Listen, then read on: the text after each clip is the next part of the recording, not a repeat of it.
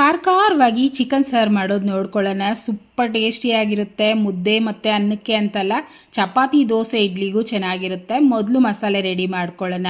ಕಡಾಯಲ್ಲಿ 1 spoon ಎಣ್ಣೆ ಹಾಕಿ 1 ಈರುಳ್ಳಿ ಸೇರಿಸ್ಕೊಂಡು ಚೆನ್ನಾಗಿ ಫ್ರೈ ಮಾಡಬೇಕು. ಕೆಂಪಗಾಗೋವರೆಗೂ ಫ್ರೈ ಮಾಡ್ಕೊಳ್ಳಿ.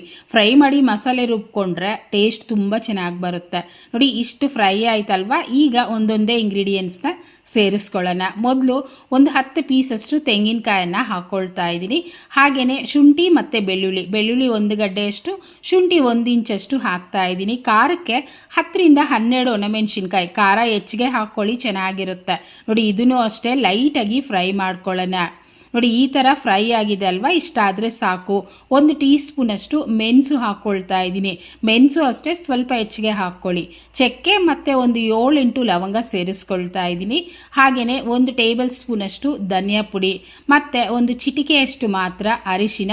ಹಾಗೆ ಇದರಲ್ಲೇ ನೀರನ್ನು ಹಾಕ್ಬಿಟ್ಟು ಒಂದು ಕುದಿ ಮಾತ್ರ ಕುದಿಸ್ಕೊಂಡು ಸ್ಟವನ್ನು ಆಫ್ ಮಾಡಿಬಿಡಿ. ಇದರಲ್ಲಿ ಕೊತ್ತಂಬರಿ ಸೊಪ್ಪನ್ನು ಹಾಕಿ ಮಿಕ್ಸ್ ಮಾಡಿ ನಾನು ಸ್ಟವನ್ನು ಆಫ್ ಮಾಡ್ಕೊಳ್ತೀನಿ. ಪೂರ್ತಿ ತಣ್ಣಗಾದ ನಂತರ ನಾವು ಮಿಕ್ಸಿ ಜಾರಲ್ಲಿ ಸೇರಿಸ್ಕೊಳ್ಳೋಣ. ಸೇರಿಸ್ಬಿಟ್ಟು ಎಷ್ಟು ನೀರು ಬೇಕೋ ಅಷ್ಟು ನೀರು ಹಾಕ್ಕೊಂಡು ಗಂಧ ಥರ ಮೆತ್ತಗೆ ನಾವು ರುಬ್ಕೋಬೇಕು. ನಂತರ ಸಾರು ಮಾಡೋದು ತೋರಿಸ್ತಿದ್ದೀನಿ. ಕುಕ್ಕರಲ್ಲಿ ಮಾಡ್ತಾ ಇದ್ದೀನಿ. 2 ಸ್ಪೂನಷ್ಟು ಎಣ್ಣೆ ಹಾಕಿ ಬಿಸಿ ಆದ ನಂತರ ಇದರಲ್ಲೇ ನಾನು ಕಸೂರಿ ಮೇಥಿ ಸ್ವಲ್ಪ ಹಾಕ್ಕೊಳ್ತಾ ಇದ್ದೀನಿ. ಹಾಗೆಯೇ ಒಂದು ಟೊಮೊಟೊ ಕಟ್ ಮಾಡಿ ಸೇರಿಸ್ಕೊಳ್ತಾ ಇದ್ದೀನಿ. ನಂತರ ಚಿಕನ್ ಸೇರಿಸ್ಕೊಳ್ತೀನಿ. ನಾನು 3/4 kg ಚಿಕನ್ ತೊಗೊಂಡಿದ್ದೀನಿ.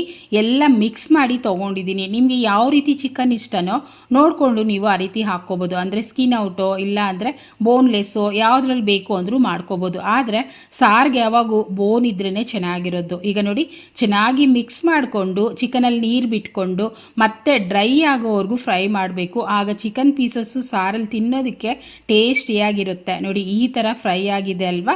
ಈಗ ರುಬ್ಬಿಟ್ಟಿರೋಂಥ ಮಸಾಲಾನ ಸೇರಿಸ್ಕೊಳ್ಳೋಣ.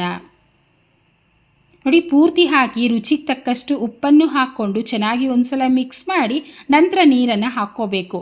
ಸಾರು ಯಾವಾಗಲೂ ಅಷ್ಟೇ ತೆಳುವಾಗಿದ್ದರೆ ಚೆನ್ನಾಗಿರುತ್ತೆ.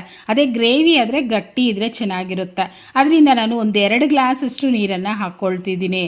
ನೋಡಿ, ಇಷ್ಟು ನೀರನ್ನು ಹಾಕ್ಕೊಂಡಿದ್ದು ಬೆಂದ ನಂತರ ಇನ್ನು ಸ್ವಲ್ಪ ಗಟ್ಟಿ ಆಗುತ್ತಲ್ವ, ಆಗ ನಮಗೆ ಕರೆಕ್ಟಾಗಿರುತ್ತೆ. ಮುದ್ದೆಗೆ ಮಾಡೋದಾದರೆ ಸ್ವಲ್ಪ ತೆಳುವಾಗೇ ಮಾಡ್ಕೊಳ್ಳಿ. ರೈಸ್ಗೂ ತೆಳುವಾಗಿದ್ದರೆ ಚೆನ್ನಾಗಿರುತ್ತೆ. ದೋಸೆ ಇಡ್ಲಿಗಾದರೆ ಗಟ್ಟಿಗೆ ಮಾಡ್ಕೊಳ್ಳಿ. ಸೂಪರಾಗಿ ಸಾರು ರೆಡಿ ಆಗೋಯ್ತು. ನೋಡ್ತಿದ್ರೇ ಈಗಲೇ ತಿನ್ನಬೇಕು ಅನಿಸೋ ರೀತಿ ಇದೆ. ಚಿಕನ್ ಪೀಸಸ್ಸು ಅಷ್ಟೇ ಸಾಫ್ಟಾಗಿ ಚೆನ್ನಾಗಿ ಬೆಂದೋಗಿದೆ. ಈ ಮೆಥಡಲ್ಲಿ ನೀವು ಅಷ್ಟೇ ಟ್ರೈ ಮಾಡಿ. ಸಿಂಪಲಾಗಿ ನಾನು ರೈಸ್ ಜೊತೆ ಸರ್ವ್ ಮಾಡ್ಕೊಂಡಿದ್ದೀನಿ. ಹೇಗೆ ಬಂತು ನನಗೆ ಕಮೆಂಟ್ ಮಾಡಿ. Thanks for watching.